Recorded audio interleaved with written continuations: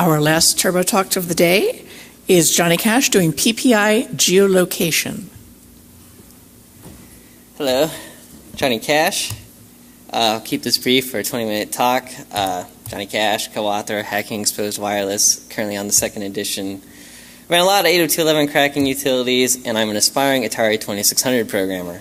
So, that is a fun hobby if you're ever looking for a constrained environment. 128 bytes of RAM. You can almost remember all your variables.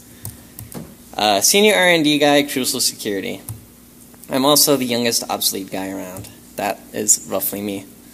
Me from 5 years ago. Anyway.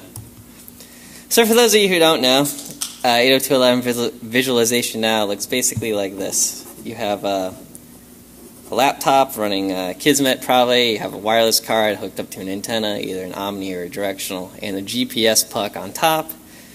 Kismet makes two files, a PCAP file and a .NET-XML file. It actually makes like 6 more, but that's the only ones we're talking about. And what you do is you take this .NET-XML file, run it through GIS Kismet, which is just the best visualizer currently available until recently, and generate a KML file. And if you happen to be on Windows, it's very similar. You take your Windows box running VisTumbler or something else, export it to any one of these awkward and unmaintained file formats, take it through an unmaintained visualizer if you can get it to run, make a KML file, and look at it in Google Earth. So it really doesn't matter what platform you're on, the basic process looks the same. You got a wireless card, a GPS, and the surveying software does some sort of data aggregation. So it's saying, I saw this network, the most strong signal strength was here. I saw this network, the most strong signal strength was here, and so on. And that's basically what all these different formats are encoding. Take that, run through a visualizer, and look at it in Google Earth. This XKCD comic perfectly summarizes the current state of 802.11 survey formats, which I will give you a moment to appreciate its brilliance. So my goal is to be the 15th competing standard guy, except I want to do it so well that everybody forgets about the previous 14 and it really goes back down to 1, which I'm pretty sure I've accomplished. So the motivation, like I said, the world has too many damn file formats. NS1, NS2, .xml, .gpx, CSV, WTF, I hate them all. Let's clean this up. Why can't all that data be stored in line with the packet? So in this case, we take all this information about the antenna, the GPS, everything we know, run it through the capturing tool, Kismet, whatever, generate a standard PCAP file, which we have all these tools that already know how to parse. Wireshark, Scapy, everybody knows what a PCAP file looks like. Take that through a visualizer and then the KML. So in order to do that, we're going to need to store per packet information, which is called PPI for short. Not pay per install. I did not know this had another acronym until 20 minutes ago. Funny. So the PPI was developed by Case in 2008. It didn't catch on very well until fairly recently, and it allows applications to store per packet information, hence the name, in a standard PCAP file. The cool thing about this is that it doesn't break standard tools. Even if you don't necessarily know how to parse that information, you know enough to skip over it and everything keeps working. So that's the key insight about PPI. So what would this get us if we had this wonderful standard? It would give us the ability to look at a single PCAP file and tell when, where, and what, given everything about the state that this packet was captured in.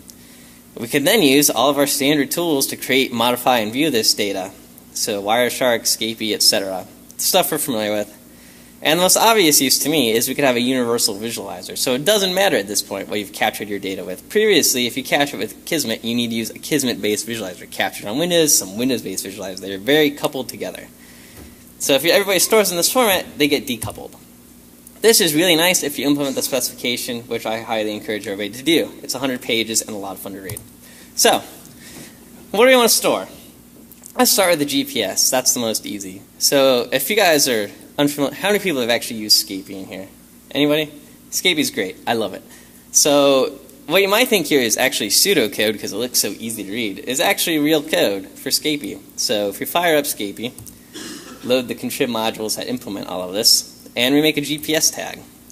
Then we set the latitude and longitude to these, and then we print it out.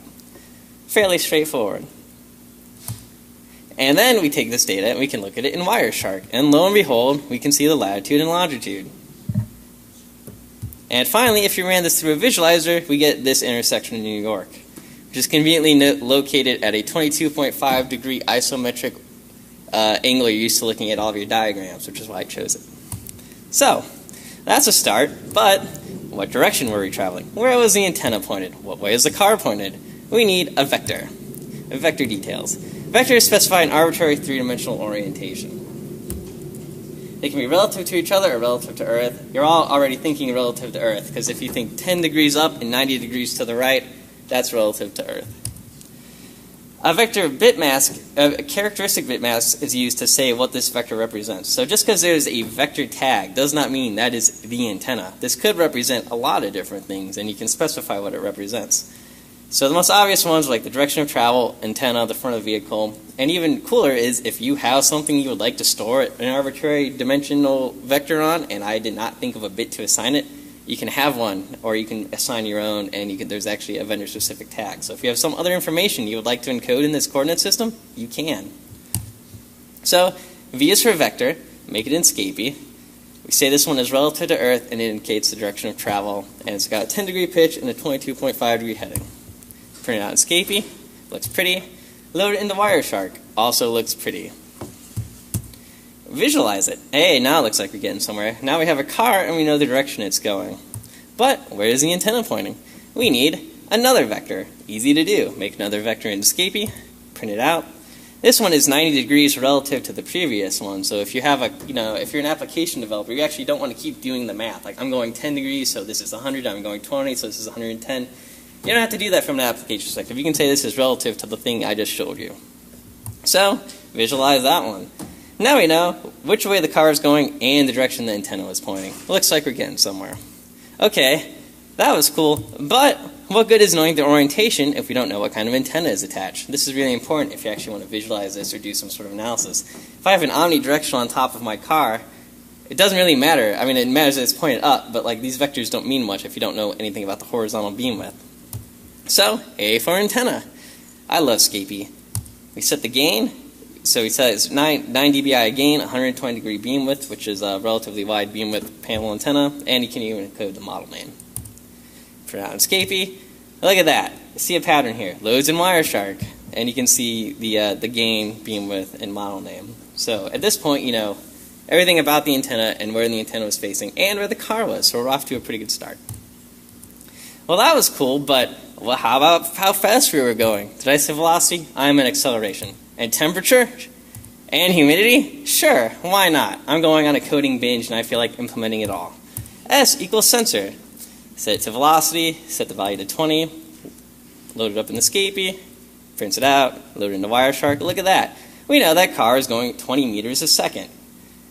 If you actually wanted to, you could encode dimensional information as well. So if you actually had a 3-dimensional accelerometer, you could encode that there. That gets a little more complicated for a 20-minute talk, though. So that was cool, but I was told there would be pretty pictures. This whole talk was supposed to be about some universal wireless visualizers. So where are they? Here we go.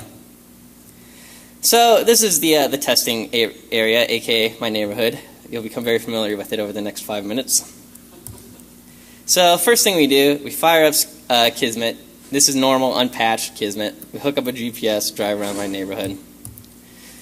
We take that data, run it through GIS Kismet, which is the standard, out there already visualizer for Kismet. Run through it, make a KML file with it, open it up, and this is what you get. Highlights include Gay Bump Monkey, which seems to come and go, and a few other networks. I think they only put that there because I knew I was collecting test data that day, because I really haven't seen it. Just once. So this is my neighborhood from like the current to today's stuff that you can go download. I narrowed it down to 3 networks to show you, to give us a smaller set of data and make it easier to illustrate what's going on. And just to be perfectly clear, what's happening in this visualization is Kismet is generating this kismet.net text or netxml file, and it says, here's the peak position.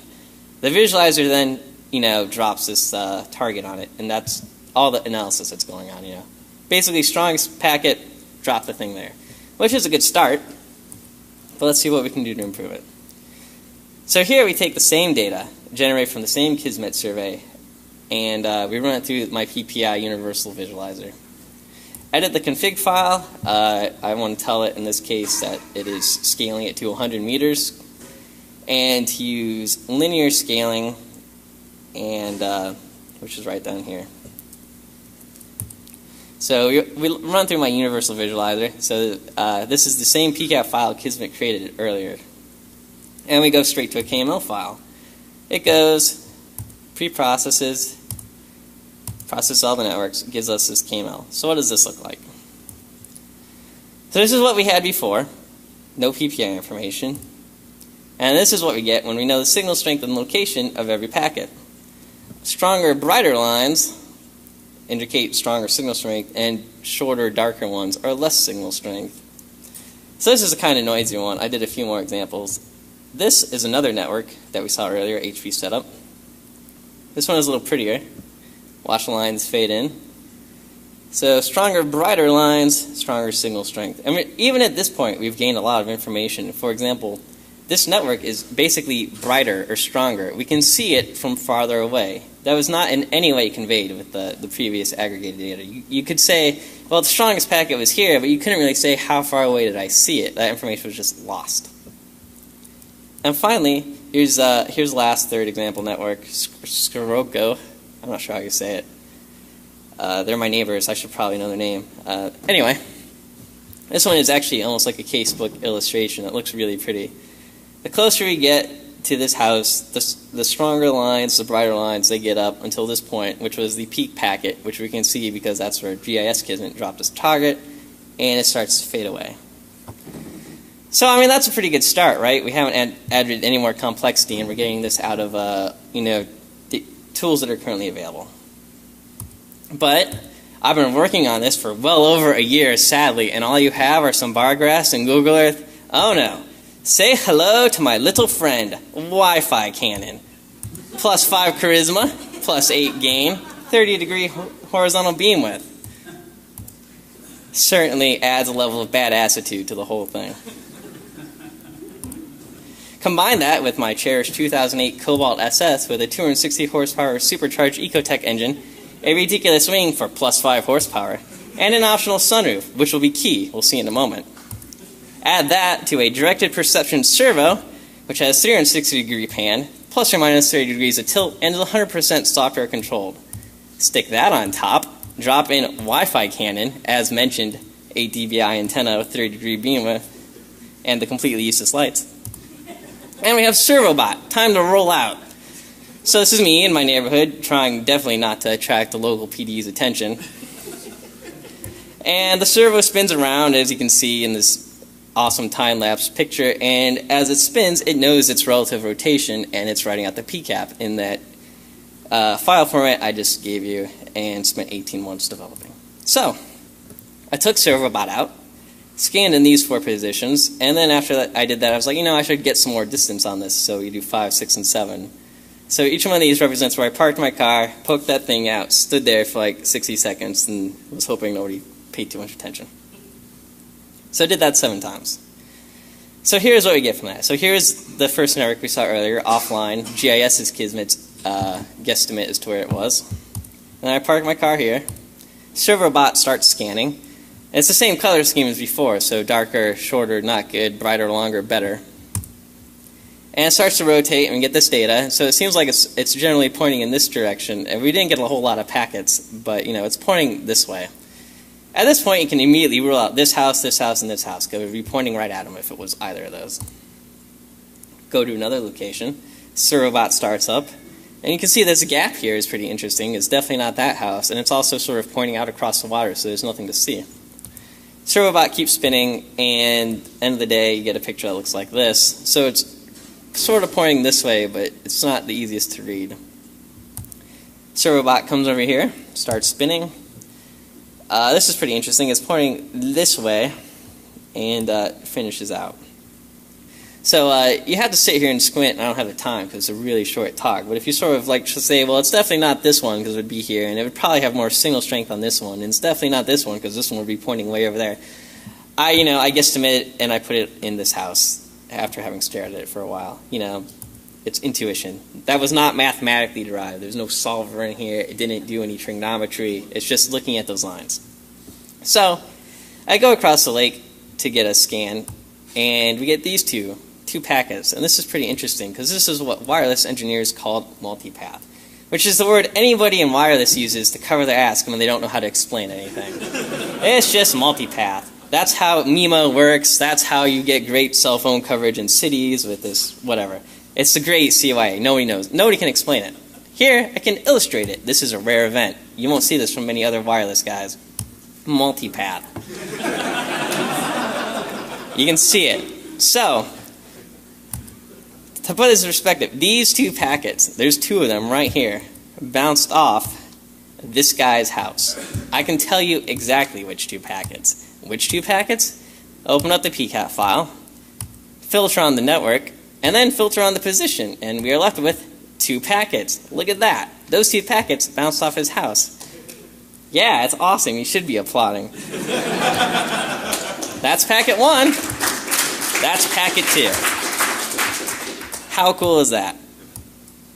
So this is an overlay. If you look at all the information we've gathered, the vertical stuff came from Kismet, and this was captured by the servo. So I have, like I said, you stare at this long enough and you think it's probably here. This is a similar network, and GIS Kismet couldn't differentiate between these. It doesn't have that much information. They're basically on top of each other from Kismet's perspective. So here we do a first survey, and it's definitely pointing this way. Do another survey, and the intensity of these lines tell me we are much, much closer to this. The signal strength has gone up dramatically. So we're basically on top of this. It's like white hot. And the color scheme here is representative of physics, in case you're curious. Everybody seems to think I'm doing it wrong, but white is hotter. So this is like white hot here, and we do this from over here, and it's less, it cools off. And do another survey. Looks like that. This one is actually strong enough or bright enough that you can see it from across the lake. This is pointing this way. This one is actually pretty easy to read. I'm pretty confident saying that one lives there. And then finally, here's a third example real fast. Did a quick survey with the servo. 1, 2, 3. So at this point, you get an impression it's down this street somewhere. And then we do one from here. And there's not enough angle resolution to say if it's this one, or this one yet. And these last ones I did to fill it out. So the farther you get away, less packets, less color. 5, scan 6, scan 7. So this is interesting because you can actually see this one from way over here. Finally, I got so frustrated looking at that, I did one more scan from right outside their house to figure out which one it was. And I think it's here. So that's where I put it. So I'm going to jump out of PowerPoint and give you guys an awesome live demo of my command line visualizer. So I'm on my Linux VM right here. This is the INI file you can configure. I set the distance scaling to exponential. You can do linear or you can do static. And when you're scaling these things, you can either scale them across the signal range for a given network or from a signal, the entire range you saw in the packet. So it depends what you're trying to compare. Do we care how strong the signal is relative to everybody else in the neighborhood or just the network we're looking at? And you can visualize them both and you get interesting results either way. And you should play with it. So this one is per BSSID on both dimensions. Fire up the visualizer, verify the settings.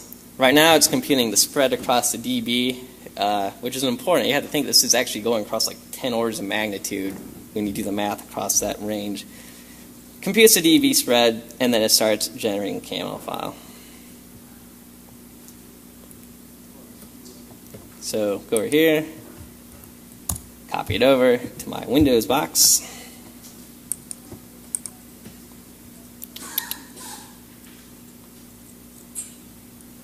VMware does not feel particularly speedy today. And we get this new file on my desktop.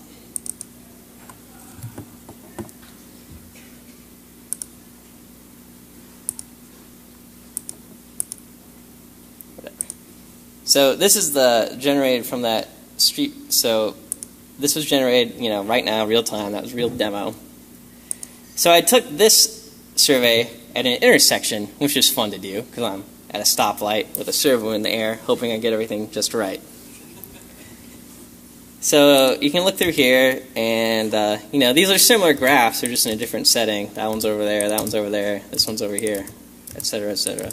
The cool thing about this is we can grab Google Street View guy over here. And there you go. It looks like it's that way. I mean, I'm no expert. Well, maybe I am. And you can poke around and see some other ones too. So that was pretty cool. That's a nice feature. I don't think I've seen a visualizer do that yet. So that was cool, but nothing. It was cool.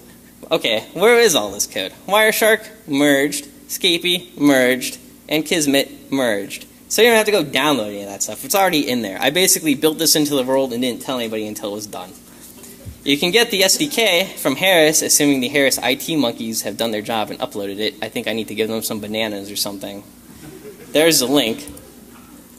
The SDK includes a C++ library for reading and writing all of those tags I was showing you, a Python state machine, which the visualizer is built on top of to show you how to interpret them, so there's no ambiguity. I hate standards who have ambiguity. You should have to implement it before you give it to anybody.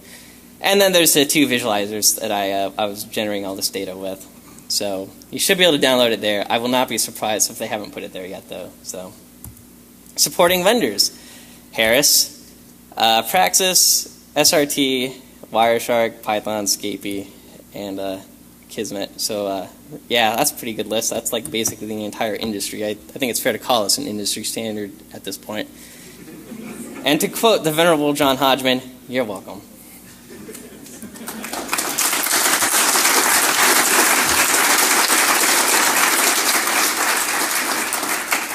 So if I have any time left, feel free to ask me questions. Thanks to Charlie, Jody, Tyler, etc., etc. Nick, kind of a big deal, Petrillo, who I don't think showed up. Thanks, Nick. And everybody else. So if there's any questions, I don't think I could be bumping anybody's time. So feel free. Yeah? Did you try anything with clients, positioning of wireless clients? So that's an interesting question, is have I tried to do any location with clients? And so if you run, right now the visualizer, as you could download it, just filters out on beacons because they come out at a fixed rate, at a fixed, every 1/10 of a second usually, and at a fixed rate. So when you're trying to locate a client, it gets significantly more complicated because A, it's bursty traffic, and B, the rate varies, which would actually vary the signal strength thing you're trying to do. So you could definitely tag client-based packets with this, like that's already being done by Kismet when you write out the data, but in terms of visualizing it, you would need to try to, it's much less easy to read. You need to do something to work around that. So, but you could definitely tag any packet with this, so it's already sort of built in. It just doesn't look as pretty. Anybody else? Okay, well, thanks for coming. That is 18 months of my life and 40 hours worth of work on my slides for a 20-minute talk. So there you go.